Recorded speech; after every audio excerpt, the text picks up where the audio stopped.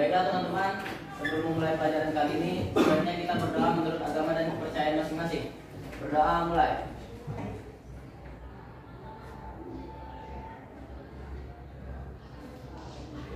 Berdoa selesai. Berdiri. Beri salam. Assalamualaikum warahmatullahi wabarakatuh. Waalaikumsalam warahmatullahi wabarakatuh. Itu absen dulu ya. Silakan berdiri. Bagi yang ibu sebutkan namanya Afrizal Binata. Teo. Oke. Ahmad Mungrasin. Teo. Oke. Aprilia. Saya Bu. Stand up. Saya. Oke. Ya, silakan dulu. Kenapa ibu suruh anak-anak berdiri? Ibu mau lihat ngecek kerapian atribut dari anak. Audia Pratiwi. Oke. Bayu Anggara. Ya. Dia Wijayanti. Ya. Egin. Eka Nurul Aisyah. Ania. Setia Adi Nugroho. Kecil sekali suaranya. Coba diulangi. Badannya baik. Nah, itu. Semangat ya sebelum belajar ya. Ya, Bu. Muhammad Apriyadi. Teo. Oke. Primani Skill. Teo. Naila. Rika Yulinda. Riza. Satria. Teo. Meisilia. Terangi. Teo. Virginia. Sudah ya? Sudah semuanya ibu absen ya? Teo. Oke, hari ini kita akan belajar materi PPKN yang judulnya pengaruh kemajuan ilmu pengetahuan dan teknologi terhadap negara kesatuan Republik Indonesia. Sebelum mulai pelajaran, kita lihat dulu tujuan pembelajaran yang akan kita capai pada pertemuan hari ini, yaitu yang pertama, peserta didik diharapkan dapat mengidentifikasi pengaruh positif dan negatif kemajuan ilmu pengetahuan dan teknologi terhadap negara dalam bingkai Bhinneka Tunggal Ika. Itu yang pertama. Untuk selanjutnya, peserta didik dapat menelaah data dari berbagai sumber tentang pengaruh positif dan negatif kemajuan ilmu pengetahuan dan teknologi terhadap negara dalam bingkai Bhinneka Tunggal Ika. Ada yang mau ditanyakan sampai sini? Itu adalah tujuan pembelajaran yang akan kita capai. Oke, sebelum memulainya, silakan coba satu teman yang memimpin. Kita akan menyanyikan lagu wajib nasional judul Garuda. Silakan. Ya. Mungkin temannya ke depan.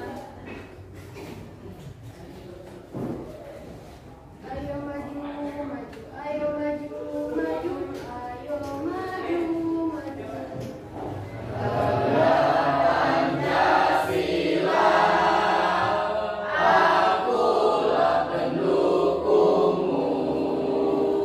Patriot Pro.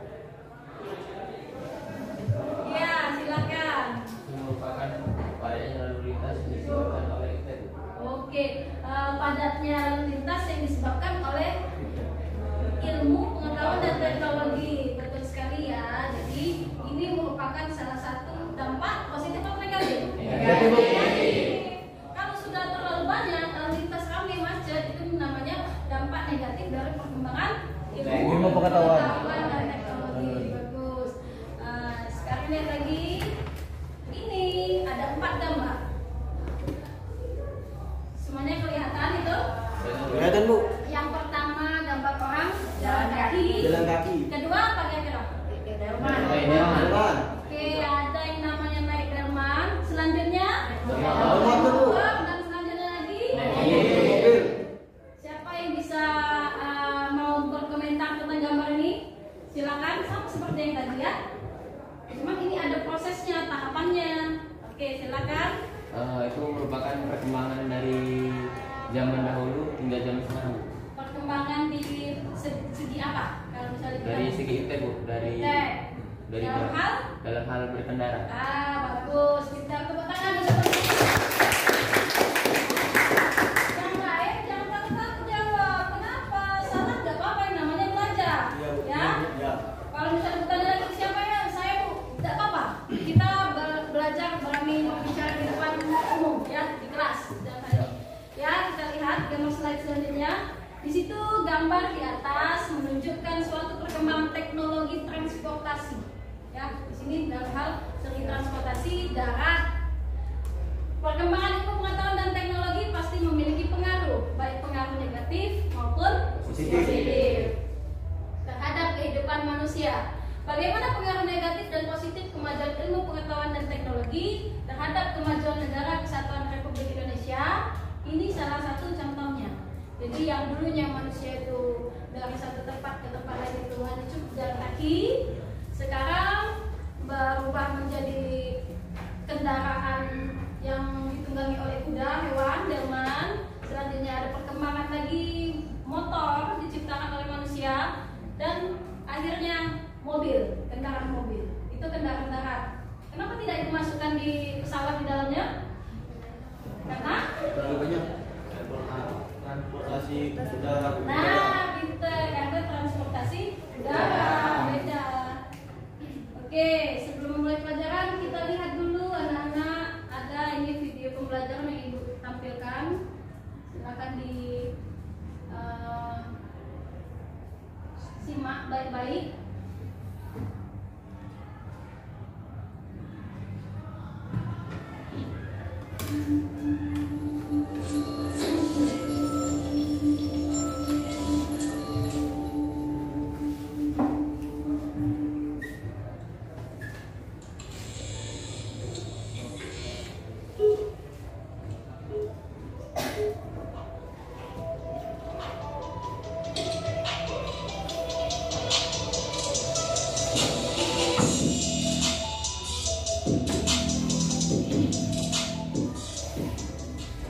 Perkembangan teknologi di era digital sekarang ini bertumbuh semakin cepat dari hari ke hari, bulan ke bulan, hingga tahun berganti.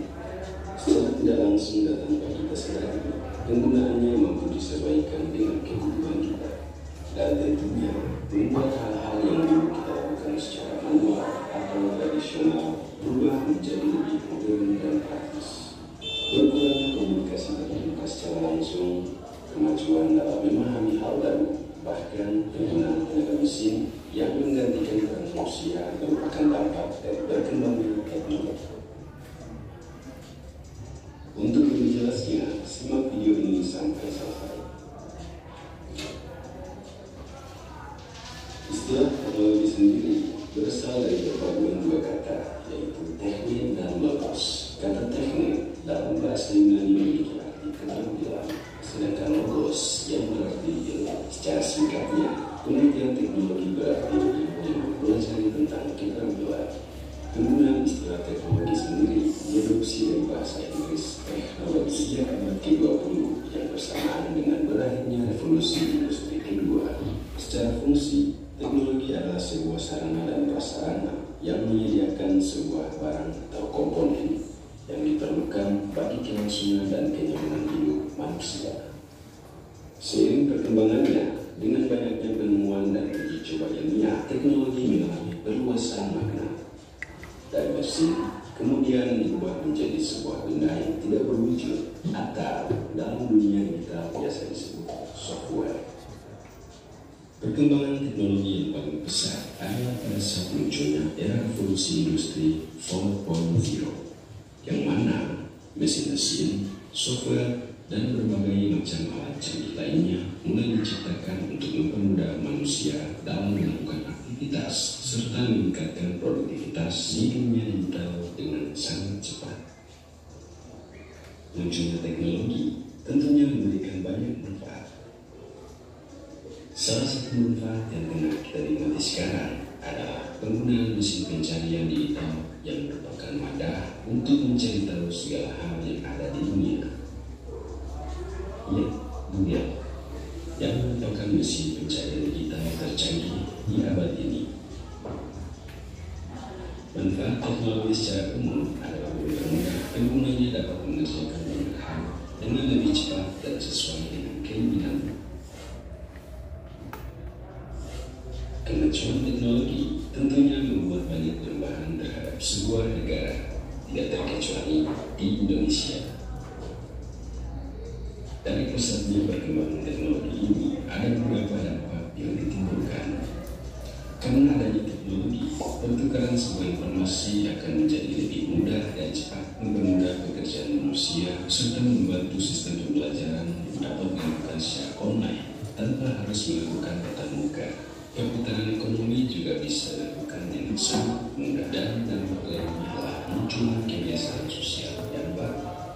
Pengaruh positif yang dihasilkan dari tumbuhnya teknologi juga sebanding dengan hal negatif yang ditimbulkan ini, seperti masuknya budaya luar yang tidak mudah untuk diterima oleh generasi tertentu, penggunaan gadget yang berlebihan yang dapat merusak perkembangan otak manusia, kehilangan kemampuan berbaur dengan masyarakat sosial, maraknya pornografi, perjudian, penipuan, kriminalitas, cybercrime, serta kejahatan lainnya di dunia maya merupakan dampak negatif dari perkembangan teknologi. Dari beberapa hal yang sudah dibahas di video ini, bisa kita simpulkan bahwa perkembangan teknologi memang menimbulkan hal yang positif dan negatif. Untuk dapat menekan hal negatif yang dapat mempengaruhi diri kita sendiri adalah kita harus mengawal kemajuan teknologi informasi ini dengan baik. Jadi, tantangan terbaru kita adalah mampu menguasai teknologi atau dikuasai oleh teknologi itu sendiri.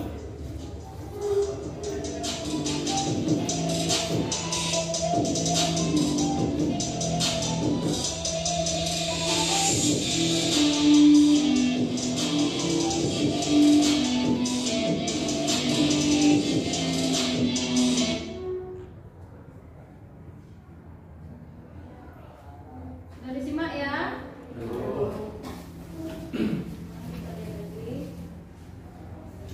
Ingat kata terakhir dari video tadi? Mampu Ada yang ingat? menguasai. Silakan angkat tangan. Tidak apa-apa. Ada option. Oke, terakhir apa? Mampu menguasai teknologi atau dikuasai oleh teknologi. Nah, itu yang kalian camkan baik-baik. Jadi dalam hidup ini, apakah kita mampu menguasai teknologi atau kita yang dikuasai oleh teknologi? Menurut kalian yang mana yang bagus itu? Mampu menguasai. Silakan, siapa yang mau membacakan di sini? Ya, silakan baca.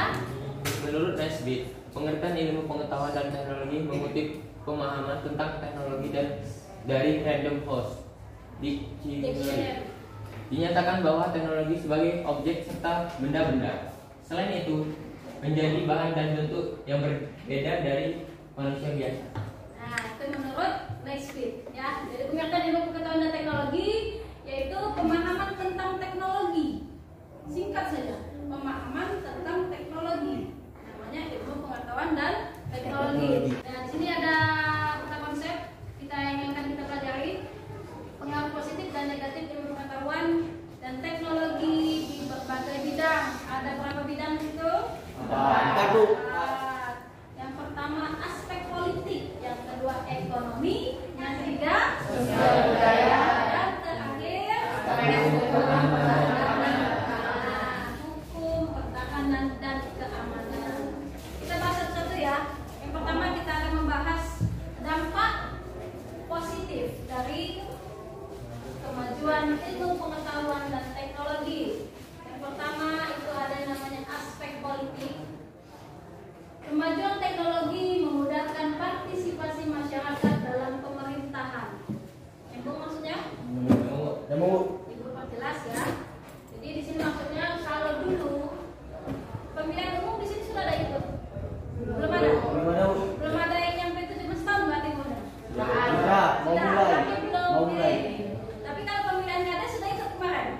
Alhamdulillah belum. Belum juga. Nah, jangan kasih KTP kamu ya. Ada lagi. Ada lagi. Ya. Nah, tahun 2024 kan itu pemilihan Presiden. ya. 2024 pemilihan presiden dan wakil presiden. Manfaatkan momentum itu supaya kamu bisa memilih, mengeluarkan hak suara kamu dalam pemilihan itu. Ya, salah satunya begini, contoh dari bidang politik. Kalau dulu yang namanya kampanye, tahu kampanye? Tahu. Apa itu kampanye? Apa? Kali Mudah, cuma susah dijelaskan. Apa? Nah, oke, kampanye mempromosikan diri atau mengenalkan diri kepada masyarakat luas. Kalau dulu kampanyenya ya paling ada mendatangi satu-satu rumah atau mengumpulkan masyarakat di suatu tempat atau di lapangan ya untuk mempromosikan, coba silakan pilih saya, gitu kan? Seiring kemajuan teknologi, sudah banyak media yang bisa dimanfaatkan untuk mengenalkan diri kepada masyarakat luas. Salah satunya siapa? Mau jelaskan? Contoh, melalui apa kampanye itu? Ya, silakan Gi. Bisa melalui seperti aplikasi-aplikasi media sosial, Contohnya? Instagram, Nah, iya, betul, tepat itu ya. Apalagi? Media sosial? Facebook, apalagi? Twitter. WA boleh. Yang paling ini cepat viral apa itu? TikTok. Boleh, TikTok. Ini aku rasa ini semuanya ini sudah dapat TikTok semua ya. Tiap hari jangan ingat kata terakhir tadi. Ya. Jangan dikuasai oleh Teknologi. Ya, gunakan teknologi sesuai porsinya. Ada jam-jamnya. Jangan begadang sampai malam-malam gara-gara apa? Ya, main game itu salah satu juga dampak negatif kalau terlalu lama ya. Jadi pemilu kampanye itu bisa juga disebarluaskan dengan gampang, dengan mudah, dengan bantuan teknologi. Dengan syarat teknologi itu harus mempunyai apa? Jaringan internet, punya WA, punya Instagram, punya akun YouTube, akun TikTok, tapi tidak ada internet, tidak ada kuota, bisa nggak gitu? Ya, bisa. Dan artinya harus ada modal ya. Oke, yang kedua ada namanya aspek ekonomi. Yang pertama, dengan kemajuan ilmu pengetahuan dan teknologi, makin meningkatnya investasi asing atau penanaman modal asing di negara kita. Sudah ada yang main investasi di sini? Kalau investasi asing dalam ruang lingkup besar-besaran paling belum ya. Tapi investasi yang bisa sederhana yang bisa kalian lakukan itu apa? Hah? Jangan meminjam. Jangan meminjam. Ada lu. Yaitu nabung, betul. Ya kan? Investasi sederhana yang bisa kalian lakukan yaitu menabung. Itu kan kalau zaman dulu investasi manualnya menabung. Berhubung perkembangan teknologi, menabung tidak lagi di celengan, tidak lagi di bawah bantal. Tidak lagi dalam bambu. Tapi di Bang. jadi kalau misal ada uang bisa diambil di ATM dengan catatan kalau misal ada uangnya. Ya, benar. Kalau nggak ada ya benar. Kalau nggak ada numpang berdingin main ya sih gitu. Iya. Nah, itu yang kedua, makin terbukanya pasar internasional bagi produk lokal atau hasil produksi dalam negeri. Di sini ada yang punya bisnis. Ada Punya warung kecil-kecilan lah, bisnis kecil-kecilan ada? ada Bu, Ada. Bisnis apa? Orang tuanya. orang tua. Oh, kamu-kamunya. Oh ya, boleh bagus ini. Anak SMK itu kan harus bisa mencari peluang. Ya, oke apa bisnisnya? Kemarin ini buka all shop, jualan online kepada teman-teman sekolah, terus jualan makanan ringan. Oke, bagus ya. Harus bisa berwirausaha. Kenapa? Kita hilangkan stigma negatif di luar sana bahwasanya SMK itu paling banyak mencetak pengangguran. Kita hilangkan kalimat itu.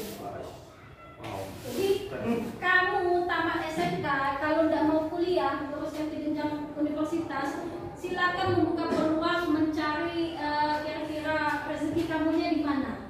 Kalau kamu misal jurusan THP boleh buka bisnis makanan, jurusan TKR boleh buka bengkel, ya kan? Jurusan agronomi boleh buka kebun sendiri. Ternaknya juga begitu, boleh memelihara sapi atau ayam yang kira-kira bisa menghasilkan. Dan mencari peluang masing-masing. Yang ketiga, meningkatkan kesempatan kerja. Kalau misalkan meningkatkan kesempatan kerja ini di daerah kamu ada di dekat-dekat pabrik? Ada? Ada. Pabrik apa? Pabrik beton. Banyak ya, menyerap tenaga kerja di situ kan? Nah, jadi itu salah satunya contohnya. Kalau misal tidak ada pabrik itu, ya mungkin orang-orang di sekeliling itu masih balik-balik ke kebun, ya. Sementara ada PT beton tadi, mereka direkrut untuk menjadi pegawai di perusahaan itu. Yang keempat, meningkatkan devisa negara. Apa itu devisa? Hah? Pendapatan? Keuangan negara. Yang terakhir, meningkatkan kemakmuran masyarakat. Kalau misalkan kesempatan kerja banyak tercipta, investasi banyak masuk, perdagangan lancar, devisa meningkat, itu yang otomatis akan meningkatkan kemakmuran. Ada yang mau ditanyakan sampai sini? Ini di bidang aspek ekonomi. Aspek sosial budaya. Coba silakan siapa yang mau membacakan di situ? Ya, silakan. Aspek sosial budaya, munculnya berbagai media sosial yang membantu proses sosialisasi. 2. Perkembangan berita dunia dapat diakses melalui internet. 3. Memudahkan pemerintah belajar strategi yang digunakan negara lain dalam menghadapi masalah. 4. Memudahkan proses pembelajaran seperti mengakses berbagai sumber pengetahuan dan referensi dalam belajar. 5. Sistem pembelajaran menjadi bervariasi dengan memanfaatkan internet. Nah, ya, itu merupakan contoh kemajuan aspek bidang sosial budaya. Kamu pasti sering kan kalau misalnya ada tugas, apa yang kamu lakukan? Nah, buka Google. Jarang itu melihat anak-anak mau belajar di perpustakaan. Sudah jarang ya? Iya tuh, Bu. Iya, Bu. Nah, harus tetap belajar membaca. Entah itu di buku cetak maupun di buku online. Yang sekarang kan ada buku online. Sama seperti pelajaran kita. Itu kan ada buku online-nya. Iya. Ya. Ada yang mau ditanyakan sampai sini? Yang poin pertama kita lihat munculnya berbagai media sosial yang membantu proses sosialisasi. Siapa yang di sini punya teman, kalau istilahnya itu teman dunia maya? Ya? Belum pernah ketemu, tetapi sudah temenan, akrab. Ada? Salah satu contohnya. Jadi dengan adanya media sosial, biasanya media sosial apa ini? Yang kamu suka teman online? Facebook. Biasanya ada fotonya ya. Nah, apalagi yang cowok-cowok ini, aduh. Boleh menambah teman sebanyak-banyaknya asalkan berteman secara sehat. Jangan macem-macem. Lagi curi uang banyak itu kasusnya. Ketemuan sama teman online, ujung-ujungnya hilang.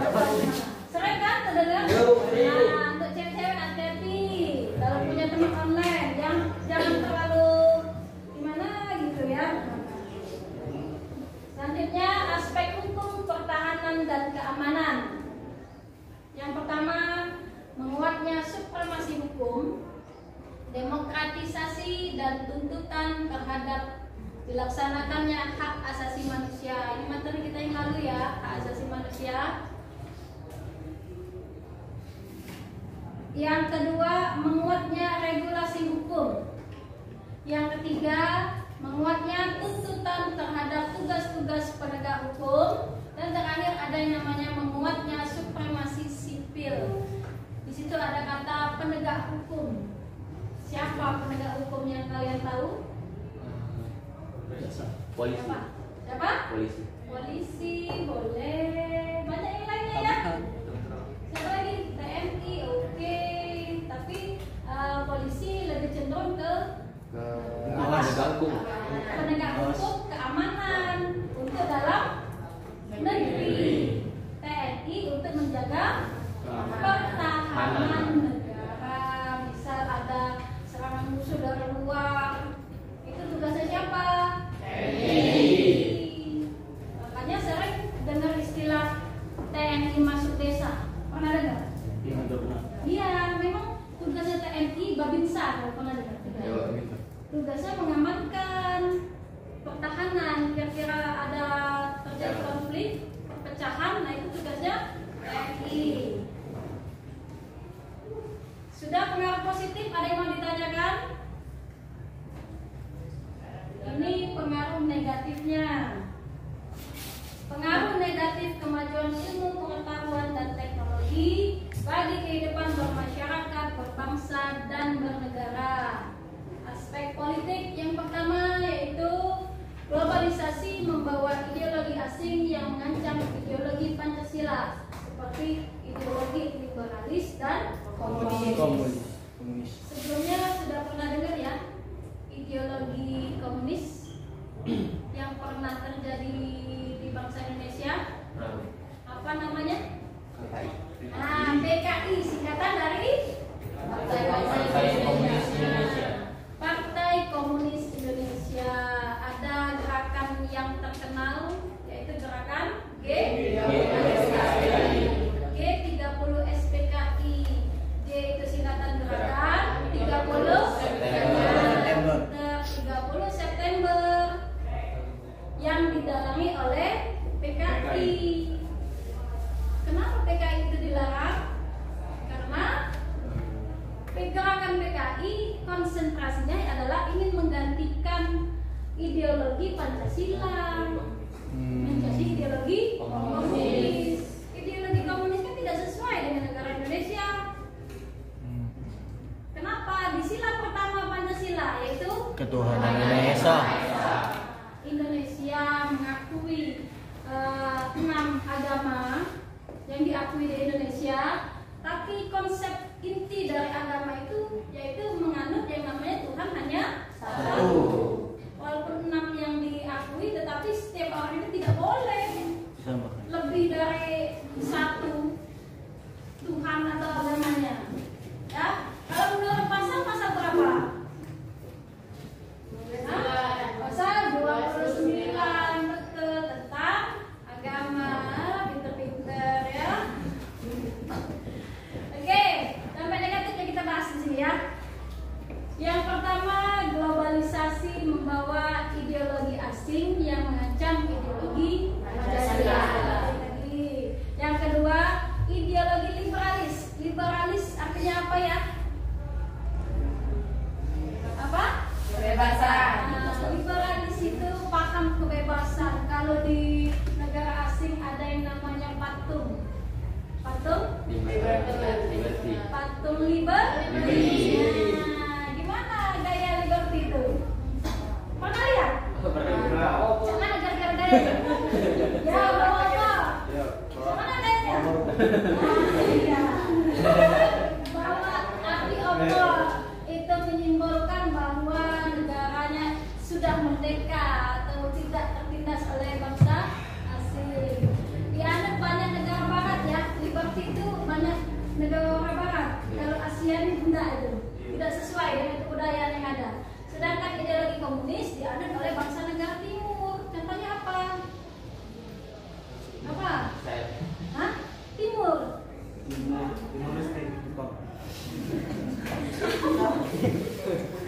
Apa ya? Negara timur yang menganut komunis. Prabu. Israel, Cina. Ya, apa? Prabu. Oke, Cina contohnya ya. Ini lagi lebaran mempengaruhi pola pikir masyarakat untuk serba praktis dan melaksanakan hak tanpa mempedulikan hak orang lain. Dan artian liberal dan komunis tidak sesuai dengan budaya Indonesia ya. Sedangkan budaya Indonesia apa? Menekankan kepada yang namanya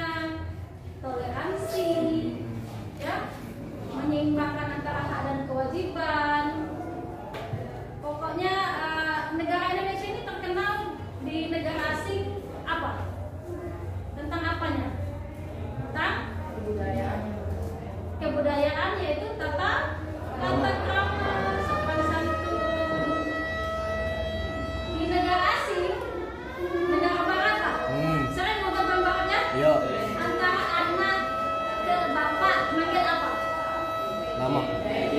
Biasa nama. Itu kadang jadi ya. Kalau ke paman manggil apa? Uncle. Itu bahasa Inggrisnya. Selain kata perempuan enggak? Kalau sistem kekerabatannya, kalau kita kan banyak manggilnya nenek, di rumah kan ayah, ibu, atau ada yang mami papi lah di sini ya. Ada yang mami papi di sini? Ada ya. Itu berarti ongkos jajannya agak besar. Jadi kalau di negara barat, dia itu biasa panggil nama langsung. Ya, sering kan nonton film? Iya. Ah, kamu nonton apa ini? Enggak. Oh, kenapa? Iya. Jadi kalau di negara barat biasanya begitu, karena terlalu bebas ya, kebebasannya kan, paham kebebasan. Jadi misalnya ayahnya namanya Dodi atau Johnny, hey John, begitu kan? Orangnya dia. Paman juga begitu, saudara perempuan, Ayub kakak kalau bahasa kita ya, dia bukan semua nama, makanya masih beruntung kalian tinggal di Indonesia. Alhamdulillah, bersyukur aku. Salah satunya contohnya tata krama ditekatkan kalau ketemu orang minimal Salam. nyuruhnya kalau sama orang yang lebih tua Hormat. menghormatinya gimana? Apakah kalau ketemu begini Jauh enggak? gimana? Duduk. Minimal nunduk ya kan? Nah, di sini begitu juga kan anak-anaknya? Ya. Kamu dia. Tergantung ya Bu. Kalau bisa disuruh orang tuanya, nah setia, garam di rumah habis, tolong beli. Apa jawaban kamu? Gerakan. Ya Bu, namanya dia. Ya, ada DP-nya Bu, begitu. Ya, kalau ada DP kepalin dulu bilang, Mami, boleh nggak uangnya kembaliannya saya ambil? Nah, kalau Dilebihinnya Bu. kaget, garam nggak kate balik ke rumah dia dapat kurang dijajanin. Nah itu jangan, ya. Ibu rasa di sini anaknya sopan-sopan, ya lah. Iya Bu. Sholat semua ibadah bagus ya. Alhamdulillah Bu, lancar.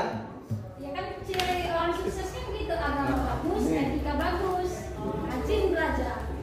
Gampang nggak sebenarnya jadi orang sukses. Rajin. Nah, cuman jangan sampai yang kalimat saya tadi, kamu dikuasai teknologi, habis waktu kamu. Yang selanjutnya ada yang namanya aspek ekonomi. Silakan bantu baca. Oke, silakan baca bisa ya. Aspek ekonomi, Indonesia akan dibanjiri barang-barang dari luar. Kesenjangan sosial akan muncul akibat persaingan bebas. Penyerapan tenaga kerja dengan sistem padat karya semakin ditinggalkan. Nah, kita lihat video yang tadi ya. Ingat ya? Yo. Ada poin Indonesia akan dibanjiri barang-barang dari luar. Ibu rasa di sini semuanya pernah belanja online? Pernah Bu. Pernah belanja online barang-barang dari luar? Pernah Bu, pernah. Dari daerah mana? Cina. Mayoritas ya Cina ya. Ada yang beli dari negara selain negara Cina ada? Ya, waduh Bang Korea. Bang Korea ada bentuk apa? Isinya. Ya, tidak apa-apa boleh belanja barang luar negeri asalkan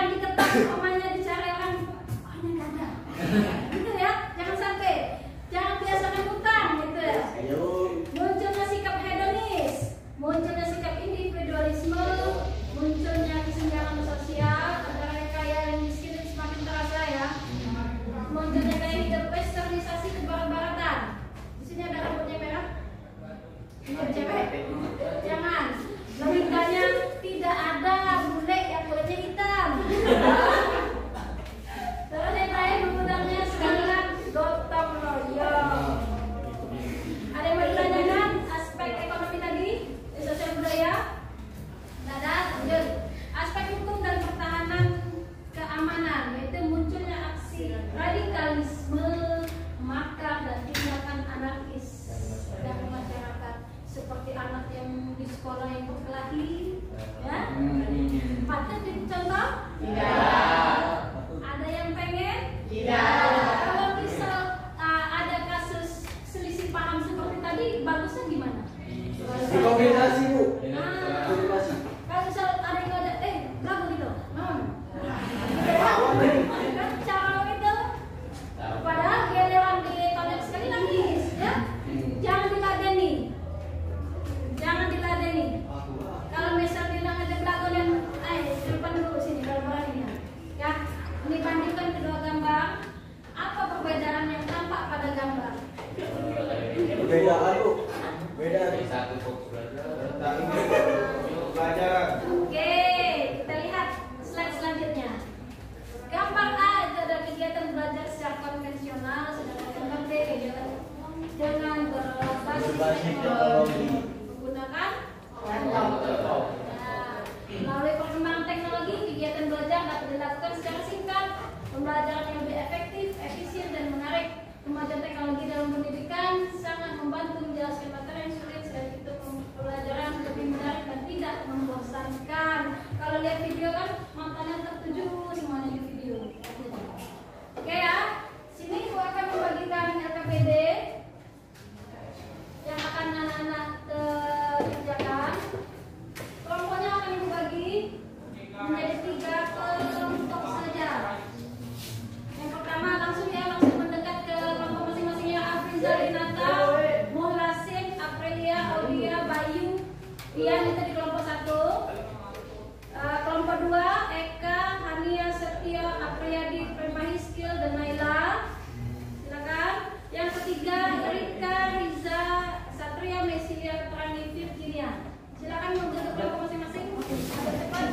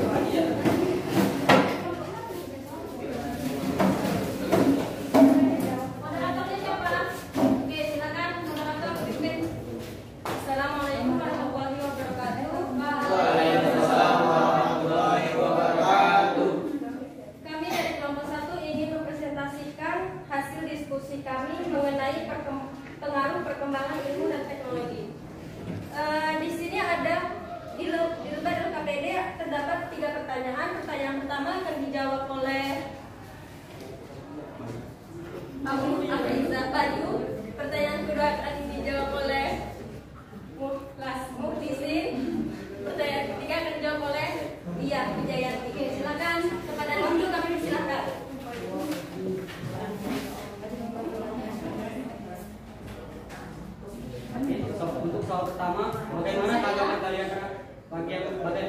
kalian terhadap gambar di atas? Setujukah kalian dengan kondisi keluarga pada zaman sekarang? Oke, menurut pendapat dari kami tidak setuju. Karena seiring perkembangan zaman yang serba canggih, penggunaan gadget dalam kondisi keluarga pada saat berkumpul dapat menyebabkan kurangnya komunikasi antara keluarga, sehingga antara orang tua dan anak tidak bisa saling bertukar pikiran atau saling bertukar pendapat. Silakan selanjutnya. Untuk pertanyaan kedua, berdasarkan gambar tersebut, bentuk perilaku semestinya yang dapat kita lakukan dalam mencegah terjadinya kondisi seperti itu adalah dengan mengurai penggunaan gadget saat bersama, misalnya makan malam, dan memulai saling bertukar pikiran dengan masalah-masalah antara satu sama lain.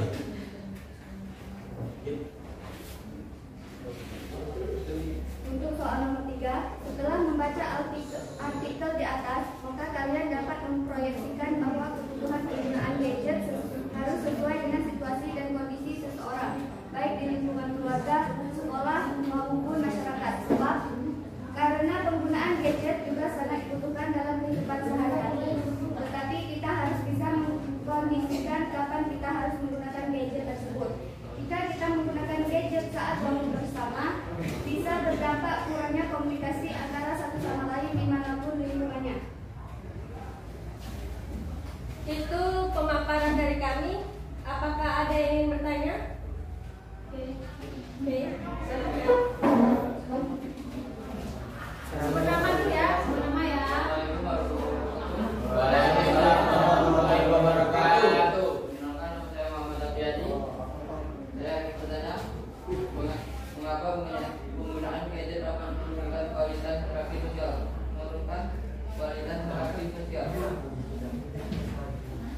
Penggunaan gadget secara berlebihan dapat menyebabkan seseorang bisa komunikasinya kurang, terus bisa berdampak buruk terhadap seseorang itu sendiri. Mungkin itu saja dapat kami sampaikan. Tidak kurangnya saya mohon maaf. Wassalamualaikum warahmatullahi wabarakatuh.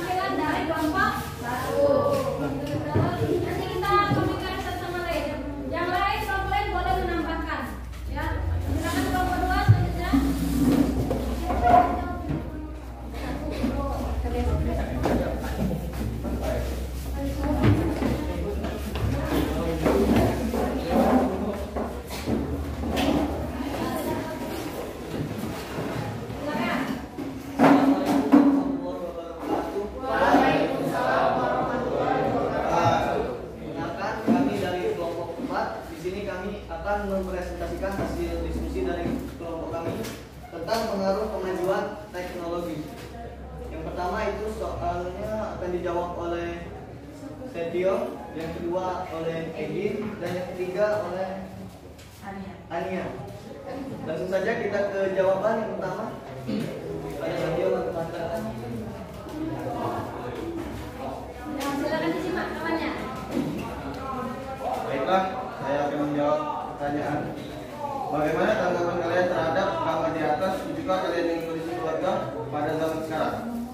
Jawaban saya tidak setuju, karena dapat menimbulkan pengaruh negatif pada anak-anak dan kurangnya keharmonisan dari keluarga tersebut. Terima kasih. Pertanyaan yang kedua, berdasarkan gambar tersebut, bentuk perilaku semestinya yang dapat kita lakukan dalam mencegah terjadinya kondisi seperti itu adalah? Jawabannya, kita harus lebih sering bersosialisasi dengan teman maupun keluarga, dan juga dapat membatasi anak-anak dalam bermain gadget. Tetapi tidak hanya untuk anak, orang tua juga harus membatasi diri untuk bermain gadget, karena orang tua lah yang mencontohkan kepada anak-anak. Pertanyaan ketiga, setelah membaca artikel di atas, maka kalian dapat memproyeksikan bahwa kebutuhan penggunaan gadget harus sesuai dengan situasi dan kondisi seseorang, baik di lingkungan keluarga, sekolah maupun masyarakat. Sebab penggunaan teknologi yang berlebihan dapat mengakibatkan kurangnya keharmonisan di lingkungan keluarga, terutama saat bersosialisasi di lingkungan masyarakat. Baik, itulah hasil jawaban dari diskusi kelompok kami. Mungkin di sini ada yang mau bertanya atau sedikit menambahkan, silakan. Assalamualaikum warahmatullahi wabarakatuh. Perkenalkan, nama saya Ray Nusantara. Saya dari kelompok 3 ingin mengajukan pertanyaan kepada kelompok 2. Mengapa penggunaan gadget dapat menurunkan kualitas interaksi sosial? Terima kasih. Saya.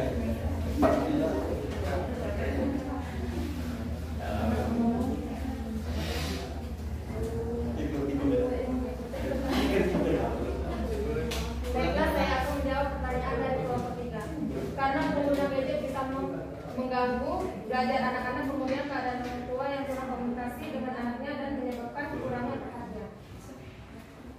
Bagaimana? Apakah jawabannya sudah cukup puas? Baiklah, itulah hasil presentasi dari kelompok kami. Semoga bermanfaat. Banyak kekurangannya kami mohon maaf. Wabillahi taufiq wal hidayah. Wassalamualaikum warahmatullahi wabarakatuh.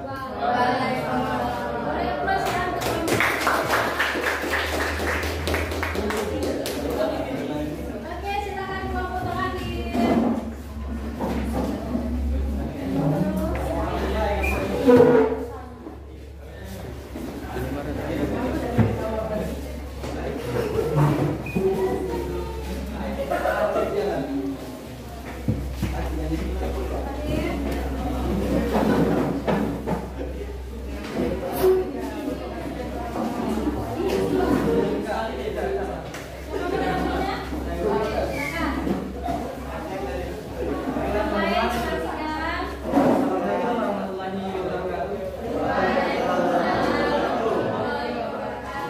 Perkenalkan, kami dari kelompok 3 yaitu ingin mempresentasikan hasil diskusi kami mengenai pengaruh kemajuan teknologi. Dalam lembar kerja tersebut ada 3 buah pertanyaan. Pertanyaan pertama akan dijawab oleh saudari kita Rika, dan kedua akan dijawab oleh Riza, dan ketiga akan dijawab oleh Nelo. Silakan untuk pertanyaan pertama. Bagaimana tanggapan kalian terhadap gambar di atas? Suaranya dikecilkan lagi boleh? Bagaimana tanggapan kalian terhadap gambar di atas? Setujukah kalian dengan kondisi keluarga pada zaman sekarang? Jawaban kami tidak setuju. Mengapa demikian? Karena kondisi keluarga yang awalnya harmonis, saling bercengkrama, bertukar pikiran dan bercerita satu sama lain hilang akibat penggunaan gadget yang berlebihan. Mereka terlalu sibuk dengan gadgetnya masing-masing. Kondisi tersebut menyebabkan hilangnya sosialisasi terhadap satu sama lain. Selanjutnya, Pertanyaan nomor 2, berdasarkan gambar tersebut, bentuk perilaku semestinya yang dapat kita lakukan dalam mencegah terjadinya kondisi seperti itu adalah mematikan notifikasi gadget saat sedang berkumpul, mengumpulkan seluruh gadget ketika sedang berkumpul, harus dapat membagi waktu dengan keluarga, membuat aturan dilarang mengeluarkan gadget saat bersama keluarga, buatlah permainan aktivitas bersama keluarga. Terima kasih. Pertanyaan ketiga, setelah membaca artikel di atas, maka kalian dapat memproyeksikan bahwa kebutuhan penggunaan gadget harus sesuai dengan situasi dan kondisi seorang, baik di lingkungan keluarga, sekolah maupun masyarakat. Jawabannya, sebab penggunaan gadget yang terlalu berlebihan akan menyebabkan kurangnya rasa kebersamaan satu sama lain. Baiklah, dari ketiga soal yang telah kami jawab, apakah ada yang ingin bertanya? Assalamualaikum warahmatullahi wabarakatuh. Waalaikumsalam warahmatullahi wabarakatuh. Saya Audia Tati, mewakili kelompok 1 ingin bertanya, apakah keadaan keluarga di artikel tersebut pada zaman sekarang berpengaruh pada pendidikan anaknya?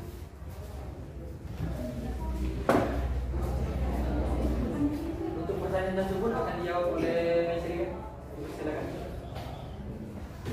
ya karena penggunaan gadget bisa mengganggu sistem belajar anaknya, kemudian keadaan orang tua yang kurang komunikasi dengan anaknya menyebabkan kurangnya perhatian. Sekian dari saya. Apakah puas? Baiklah, sekian dari presentasi dari kelompok kami. Kami akhiri. Wassalamualaikum warahmatullahi wabarakatuh. Waalaikumsalam warahmatullahi wabarakatuh.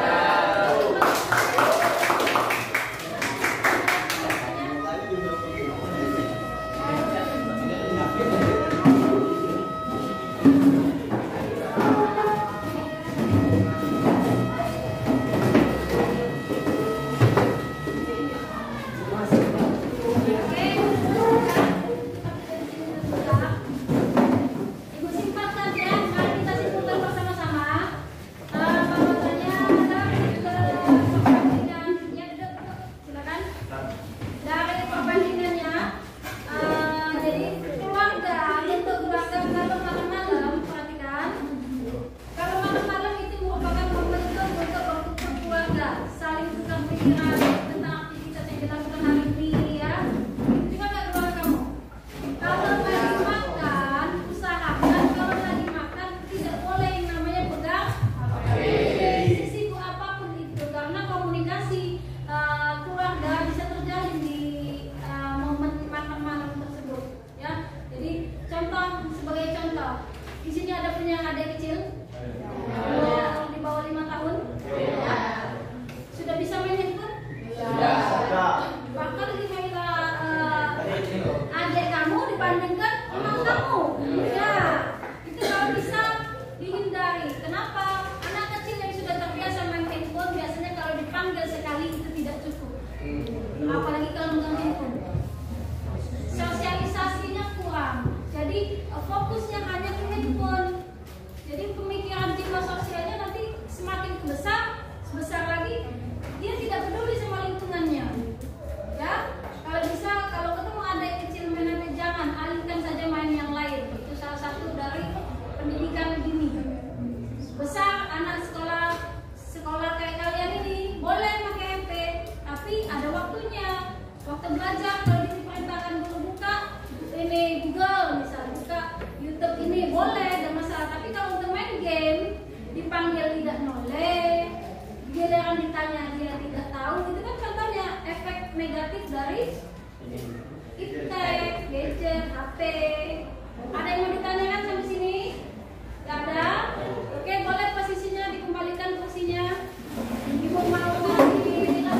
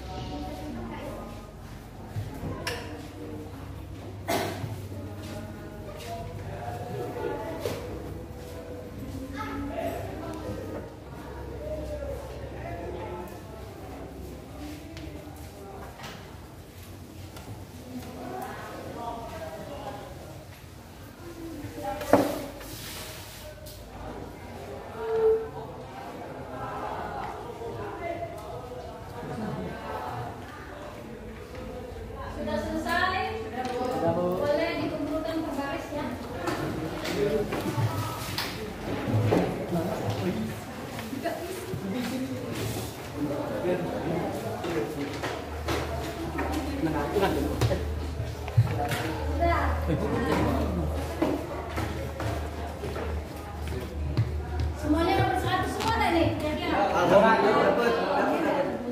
Bismillah. Kenapa ibu katanya, kenapa ibu tanya dapat 100 kira-kira? Ya karena kita punya iptek itu sudah termasuk di kehidupan sehari-hari kita. Ya kan? Kita sangat terbantu dengan ada yang namanya iptek. Kalian jauh-jauh dari desa Kuta misal. Desa mana lagi? Sumatera.